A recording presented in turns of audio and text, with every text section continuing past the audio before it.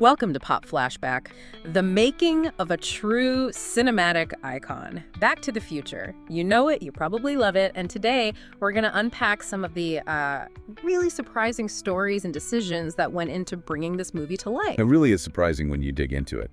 A classic now, but definitely not an easy road. It's almost hard to believe, right?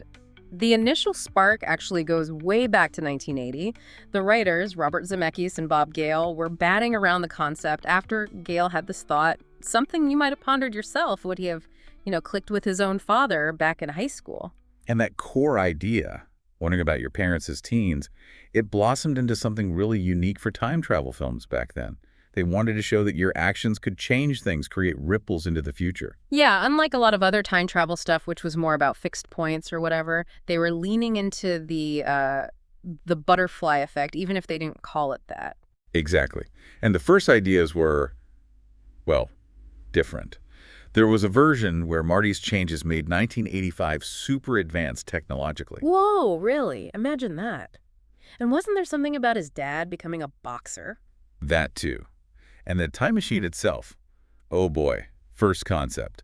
A stationary box, basically, that had to be lugged around on a truck. On a truck? That sounds less cool than a DeLorean. How would that even work? Right. Very different vibe. Then, inspired by a film called The Atomic Cafe, they thought about powering it with a nuclear explosion and Coca-Cola. Coca-Cola. Seriously, get out of here. Yep. Thankfully, that changed. They landed on the whole backyard inventor idea, Doc Brown. Inspired by legendary scientists, not some big corporation. And crucially, Marty's trip was always meant to be an accident. That accidental element is key, I think. It makes Marty's whole situation way more relatable and frantic. He's just trying to get home. Precisely. It sets up a journey of reaction, not some planned mission. So, great concept, right? You'd think studios would be falling over themselves. But nope, the script got rejected over 40 times. 40. 40 times. It's incredible. And you have to remember the context. Like, the comedies that were huge then were much raunchier. Like Porky's and stuff like that. Yeah, exactly. So studios felt Back to the Future wasn't edgy enough, maybe wouldn't hit with the rebellious teen crowd they wanted. Plus, didn't other time travel movies kind of flop around then? That definitely didn't help. It made the genre seem risky. Even Disney passed on it. Disney? Why? Apparently, the whole storyline, with Marty having to fend off his own teenage mom's advances, that was considered too risque for the Disney brand at the time. Wow, too risque for Disney. That's kind of funny looking back. It really is.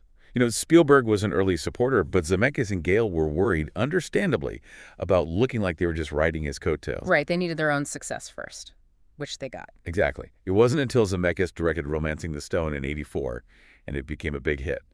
Then he had the clout to go back to Universal and say, okay, let's do Back to the Future now. Okay, so, casting Marty.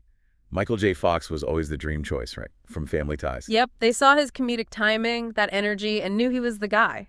But he was busy with the show, couldn't do it initially. Which led to a pretty wide search. Huh? They looked at C. Thomas Howell, John Cusack, Johnny Depp. Lots of 80s names. But they ended up casting Eric Stoltz. Right, and Sheinberg was apparently a huge supporter of Stoltz. So much so, he supposedly said if Stoltz didn't work out, they could just recast and reshoot. Famous last words indeed, because they did start filming with Stoltz in November '84. Pretty quickly, Zemeckis realized it wasn't quite right. Stoltz was playing it much more intensely, more serious, didn't have that light kind of screwball energy they wanted for Marty. It just wasn't the right vibe for the character, so they made this huge, risky decision. A massive decision. Weeks into filming, they decided to make the change. By mid-January '85, Michael J. Fox was in. Which meant reshooting everything Stoltz had done. Cost an extra, what, $4 million? Around that, yeah. A huge chunk of change. No. But looking at the film now, you can't really argue it wasn't worth it.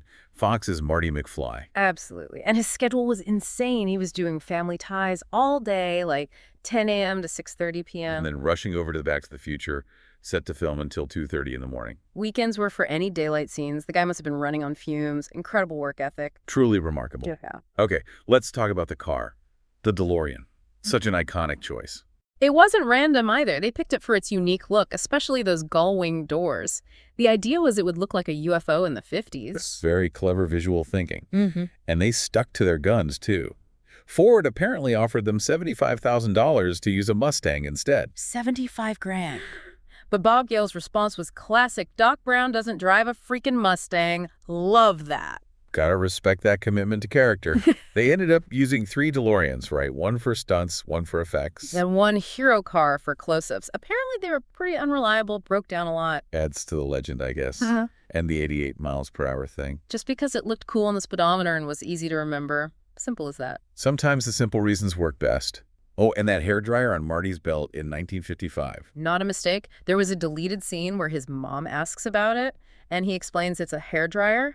From the future, they thought about the little details. That's great continuity. Okay, the ending. Originally, it wasn't the clock tower, was it? No. The first plan involved Marty driving the DeLorean into a nuclear test site explosion out in the desert to get the 1.21 gigawatts. Wow, a nuclear test site. That sounds complicated and expensive. Exactly. They figured it would cost like an extra $1 million just to film that sequence, so they pivoted to the clock tower lightning strike. Which is just so much more iconic and thrilling, tying it right into Hill Valley.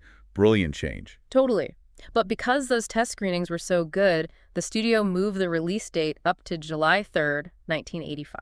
Meaning the special effects team at ILM had a crazy rushed schedule to finish everything. Including that huge lightning bolt hitting the clock tower. Wes Takahashi's animation team designed it to be the biggest lightning bolt in movie history up to then, with that distinct S shape. They nailed it, even under pressure. Okay, music. Michael J. Fox took guitar lessons, right? Yeah, specifically to nail the finger syncing for Johnny Be Good. He wanted it to look totally real. And it does. Though the actual singing voice wasn't him, it was a singer named Mark Campbell, who wasn't even credited at first. Right. And Marty's stage moves, that whole routine, was a mashup of Pete Townsend, Hendrix, Clapton, and Chuck Berry, of course. A perfect rock and roll homage. And wasn't Eddie Van Halen involved somehow? Yes, that crazy guitar noise Marty blasts George with when he's dressed as Darth Vader. Yeah. That was Eddie Van Halen. Uncredited, except maybe as Darth Vader in the music notes. That's amazing. A little bit of Van Halen magic hidden in there. Yeah. And speaking of Chuck Berry. Oh, yeah. Apparently they didn't get final permission to use Johnny Be Good until the day before they shot the Enchantment Under the Sea dance scene. No way.